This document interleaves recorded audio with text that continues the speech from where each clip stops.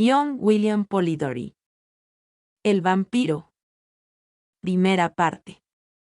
Sucedió en medio de las disipaciones de un duro invierno en Londres.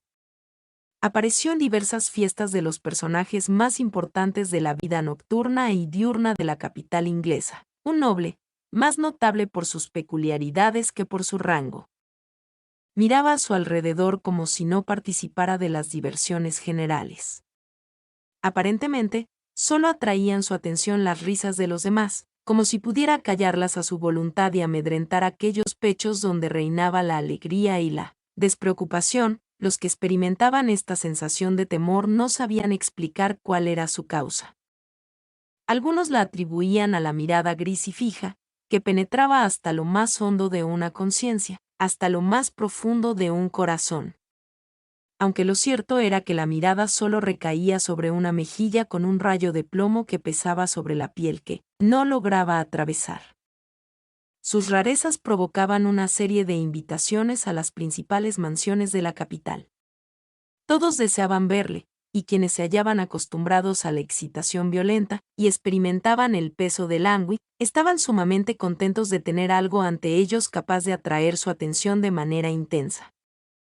A pesar del matiz mortal de su semblante, que jamás se coloreaba con un tinte rosado ni por modestia ni por la fuerte emoción de la pasión, pese a que sus facciones y su perfil fuesen bellos, muchas damas que andaban siempre en busca de notoriedad trataban de conquistar sus atenciones y conseguir al menos algunas señales de afecto. Lady Mercer, que había sido la burla de todos los monstruos arrastrados a sus aposentos particulares después de su casamiento, se interpuso en su paso, e hizo cuanto pudo para llamar su atención, pero en vano. Cuando la joven se hallaba ante él, aunque los ojos del misterioso personaje parecían fijos en ella, no parecían darse cuenta de su presencia. Incluso su imprudencia parecía pasar desapercibida a los ojos del caballero, por lo que, cansada de su fracaso, abandonó la lucha. Mas aunque las vulgares adúlteras no lograron influir en la dirección de aquella mirada, el noble no era indiferente al bello sexo, si bien era tal la cautela con que se dirigía tanto a la esposa virtuosa como a la hija inocente, que muy pocos sabían que hablase tan bien con las mujeres. Sin embargo, pronto se ganó la fama de poseer una lengua meritoria. Y bien fuese porque la misma superaba al temor que inspiraba aquel carácter tan singular, o porque las damas se quedaron perturbadas ante su aparente odio del vicio. El caballero no tardó en contar con admiradoras tanto entre las mujeres que se ufanaban de su sexo junto con sus virtudes domésticas, como entre las que las manchaban con sus vicios. Por la misma época, llegó a Londres un joven llamado Aubrey. Era huérfano, con una sola hermana que poseía una fortuna más que respetable, habiendo fallecido sus padres siendo el niño todavía. Abandonado a sí mismo por sus tutores, que pensaban que su deber solo consistía en cuidar de su fortuna, en tanto descuidaban aspectos más importantes en manos de personas subalternas, Aubrey cultivó más su imaginación que su buen juicio. Por consiguiente, alimentaba los sentimientos románticos del honor y el candor, que diariamente arruinan a tantos jóvenes inocentes. Creía en la virtud y pensaba que el vicio lo consentía la providencia solo como un contraste de aquella, tal como se lee en las novelas. Pensaba que la desgracia de una casa consistía tan solo en las vestimentas, que la mantenían cálida, aunque siempre quedaban mejor adaptadas a los ojos de un pintor gracias al desarreglo de sus pliegues y a los diversos manchones de pintura. Pensaba, en suma, que los sueños de los poetas eran las realidades de la existencia. Aubrey era guapo, sincero y rico. Por tales razones, tras su ingreso en los círculos alegres, le rodearon y atosigaron muchas mujeres, con hijastras casaderas, y muchas esposas en busca de pasatiempos extraconyugales.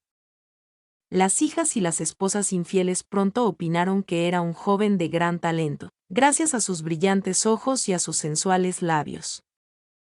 Adherido al romance de sus solitarias horas, Aubrey se sobresaltó al descubrir que, excepto en las llamas de las velas, que chisporroteaban no por la presencia de un duende sino por las corrientes de aire, en la vida real no existía la menor base para las necedades románticas de las novelas, de las que había extraído sus pretendidos conocimientos. Hallando, no obstante, cierta compensación a su vanidad satisfecha, estaba a punto de abandonar sus sueños, cuando el extraordinario ser antes mencionado y descrito se cruzó en su camino. Le escrutó con atención. Y la imposibilidad de formarse una idea del carácter de un hombre tan completamente absorto en sí mismo, de un hombre que presentaba tan pocos signos de la observación de los objetos externos a él, aparte del tácito reconocimiento de su existencia, implicado por la evitación de su contacto. Dejando que su imaginación ideara todo aquello que halagaba su propensión a las ideas extravagantes, pronto convirtió a semejante ser en el héroe de un romance. Y decidió observar a aquel retoño de su fantasía más que al personaje en sí mismo. Trabó amistad con él, fue atento con sus nociones, y llegó a hacerse notar por el misterioso caballero. Su presencia acabó por ser reconocida. Se enteró gradualmente de que Lord Ruthven tenía unos asuntos algo embrollados, y no tardó en averiguar, de acuerdo con las notas halladas en la calle, que estaba a punto de emprender un viaje. Deseando obtener más información con respecto a tan singular criatura, que hasta entonces solo había excitado su curiosidad sin apenas satisfacerla, Aubrey les comunicó a sus tutores que había llegado el instante de realizar una excursión, que durante muchas generaciones se creía necesaria para que la juventud trepara rápidamente por las escaleras del vicio, igualándose con las personas maduras, con lo que no parecerían caídos del cielo cuando se mencionara ante ellos intrigas escandalosas, como temas de placer y alabanza, según el grado de perversión de las mismas. Los tutores accedieron a su petición, e inmediatamente Aubrey le contó sus intenciones a Lord Ruthven, sorprendiéndose agradablemente cuando éste le invitó a viajar en su compañía. Muy ufano de esta prueba de afecto, por parte de una persona que aparentemente no tenía nada en común con los demás mortales, aceptó encantado. Unos días más tarde, ya habían cruzado el Canal de la Mancha. Hasta entonces, Aubrey no había tenido oportunidad de estudiar a fondo el carácter de su compañero de viaje, y de pronto descubrió que, aunque gran parte de sus acciones eran plenamente visibles, los resultados ofrecían unas conclusiones muy diferentes, de acuerdo con los motivos de su comportamiento. Hasta entonces, Aubrey no había tenido oportunidad de estudiar a fondo el carácter de su compañero de viaje, y de pronto descubrió que, aunque gran parte de sus acciones eran plenamente visibles, los resultados ofrecían conclusiones muy diferentes, de acuerdo con los motivos de su comportamiento. Su compañero era muy liberal, el vago, el ocioso y el pordiosero recibían de su mano más de lo necesario para aliviar sus necesidades más perentorias. Pero Aubrey observó asimismo que Lord Ruthven jamás aliviaba las desdichas de los virtuosos, reducidos a la indigencia por la mala suerte, a los cuales despedía sin contemplaciones y aún con burlas. Cuando alguien acudía a él no para remediar sus necesidades, sino para poder hundirse en la lujuria o en las más tremendas iniquidades, Lord Ruthven jamás negaba su ayuda. Sin embargo, Aubrey atribuía esta nota de su carácter a la mayor importunidad del vicio, que generalmente es mucho más insistente que el desdichado y el virtuoso indigente. En las obras de beneficencia de Lord había una circunstancia que quedó muy grabada en la mente del joven. Todos aquellos a quienes ayudaba Lord Ruthven, inevitablemente veían caer una maldición sobre ellos, pues eran llevados al cadalso o se hundían en la miseria más abyecta. En Bruselas y otras ciudades por las que pasaron, Aubrey se asombró ante la aparente avidez con que su acompañante buscaba los centros de los mayores vicios. Solía entrar en los garitos de faro, donde apostaba, y siempre con fortuna, salvo cuando un canalla era su antagonista, siendo entonces cuando perdía más de lo que había ganado antes. Pero siempre conservaba la misma expresión pétrea, imperturbable, con la generalmente contemplaba a la sociedad que le rodeaba. No sucedía lo mismo cuando el noble se tropezaba con la novicia juvenil o con un padre infortunado de una familia numerosa. Entonces, su deseo parecía la ley de la fortuna, dejando de lado su abstracción, al tiempo que sus ojos brillaban con más fuego que los del gato cuando juega con el ratón ya moribundo.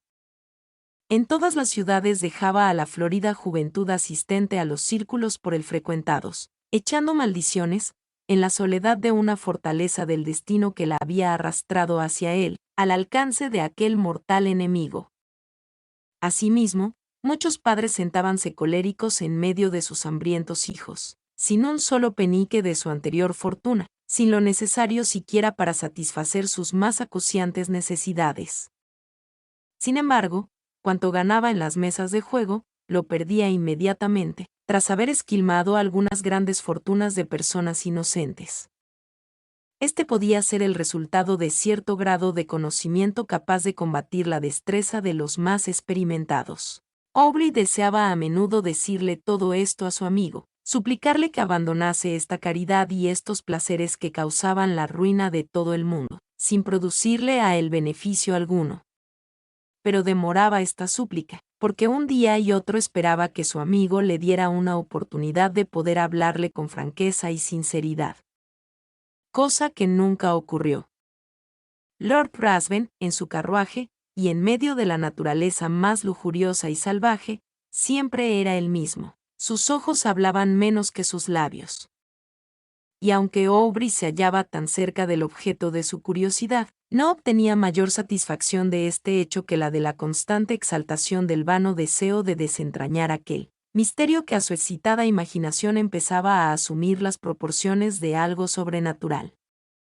No tardaron en llegar a Roma, y Aubrey perdió de vista a su compañero por algún tiempo, dejándole en la cotidiana compañía del círculo de amistades de una condesa italiana, en tanto él visitaba los monumentos de la ciudad casi desierta. Estando así ocupado, llegaron varias cartas de Inglaterra, que abría con impaciencia. La primera era de su hermana dándole las mayores seguridades de su cariño, las otras eran de sus tutores, y la última le dejó asombrado. Si antes había pasado por su imaginación que su compañero de viaje poseía algún malvado poder, aquella carta parecía reforzar tal creencia.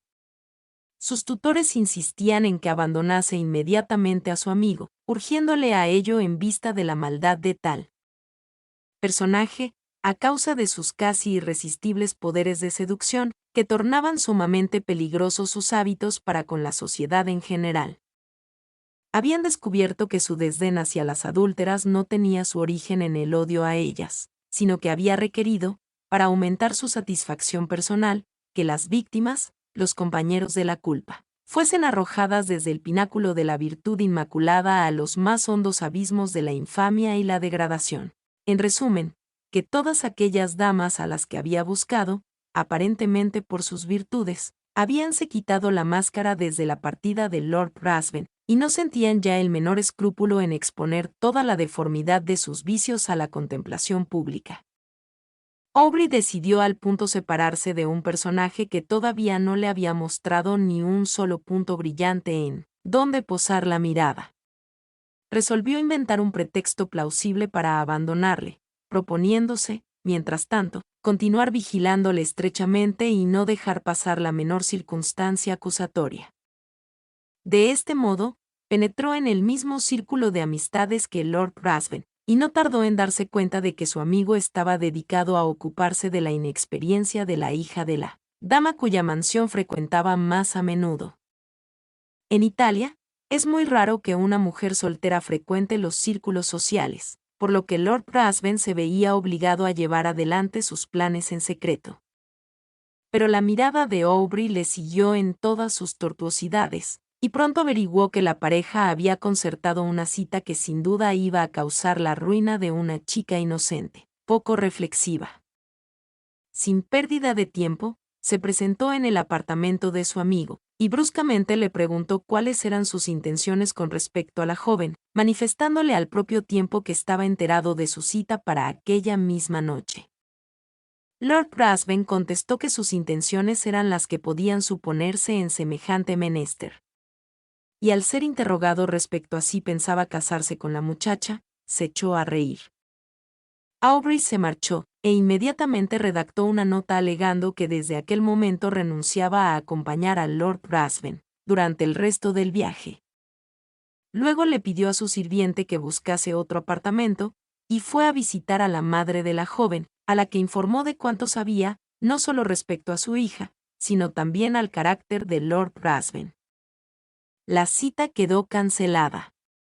Al día siguiente, Lord Ruthven se limitó a enviar a su criado con una comunicación en la que se avenía a una completa separación, más sin insinuar que sus planes hubieran quedado arruinados por la intromisión de Aubrey. Tras salir de Roma, el joven dirigió sus pasos a Grecia, y tras cruzar la península, llegó a Atenas.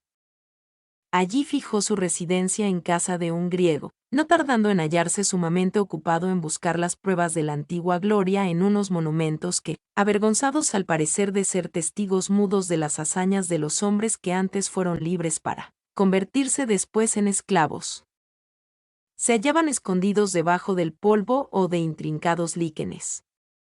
Bajo su mismo techo habitaba un ser tan delicado y bello que podía haber sido la modelo de un pintor que deseara llevar a la tela la esperanza prometida a los seguidores de Mahoma en el paraíso, salvo que sus ojos eran